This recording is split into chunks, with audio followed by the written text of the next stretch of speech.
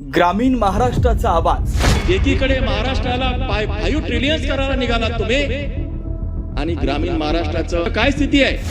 आणि सभागृहात घुमलेले थेट प्रश्न। माझा देश 75 वर्ष झाली स्वातंत्र्य होऊन, आणि राज्य हे 65 वर्ष झालेले आहे। अजून गावामध्ये काही गावामध्ये स्मशानभूमी नाही आहे। स्मशानभूमी नसलेले 20 गावं माझ्या मतदारसंघात आहेत। विधानसभेत आमदार सिद्धार्थ खरात यांनी ग्रामीण विकास आणि 5 ट्रिलियन अर्थव्यवस्थेकडे वाटचाल या विषयावर सरकारला ठामपणे जाब विचारला। 24-25 मध्ये 1,74,875 कोटी इतकी मोठी गुंतवणूक राज्यात झाली म्हणाले।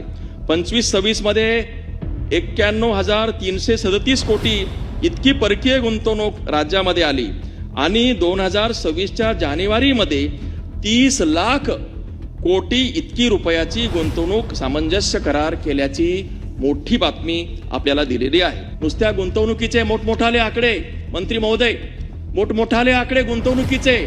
एकीकडे महाराष्ट्राला 5 ट्रिलियन करायला निघालात तुम्ही, आणि ग्रामीण महाराष्ट्राचं, विदर्भाचं, माझ्या जिल्ह्याचं, माझ्या तालुक्याचं, मेहकरचं, तुमच्या जिल्ह्याचं, विदर्भाचं काय स्थिती आहे, काय परिस्थिती आहे? परकीय गुंतवणुकीचे मोठे दावे होत असताना ग्रामीण युवकांना रोजगार का मिळत नाही?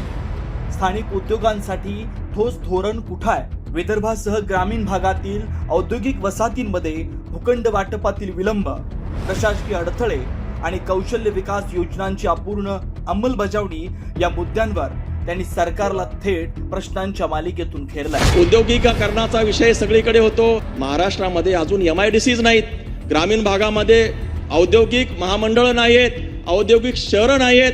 माझ्या मतदारसंघामध्ये मेहकरचं जे औद्योगिक हे होतं, MIDC होती, त्याचं अतिक्रमण काढलं। ते अतिक्रमण काढल्यानंतर तिथे पुन्हा ते जे नवीन प्लॉट वितरित करण्यासाठी यांच्याकडे अधिकारी नाही। तो वेलारसू नावाचा CO आहे, तो कुठे बसतो माहिती नाही। त्यांना फोन केला मी, बेजबाबदार आहे ते सगळे। साहेब, हे MIDCचे जे अधिकारी आहेत यांच्यावरती इन्क्वायरी लावा। यांनी MIDC सुधारणा केली नाही, त्या भागामध्ये शेतकऱ्यांचे काही प्रोजेक्ट उभे केले नाही, नवीन उद्योग आणले नाहीत, रोजगार उभा केला नाही, आणि म्हणून MIDC उभं न करणं, रोजगार निर्माण न करणं, त्या भागाचा बॅकलॉग त्या तसाच ठेवणं, याला जबाबदार हे अधिकारी सुद्धा आहेत। आणि म्हणून अजून सुद्धा माझ्या MIDCचं काम, त्यांनी प्लॉट वितरणाचं कामच केलं नाही।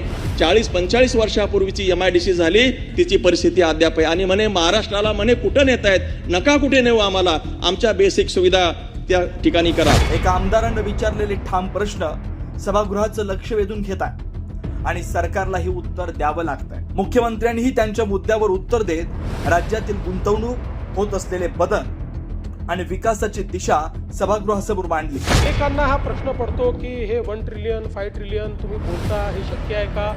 मागे सांगितलं की आपण आता 660 बिलियनवर पोहोचलो, म्हणजे 340 बिलियन अजून आपल्याला पाहिजे। हेच दाखवते एक ठाम आमदार, योग्य प्रश्न आणि लोकांच्या हक्कासाठीची लढाई सभागृहालाही हलवू शकते।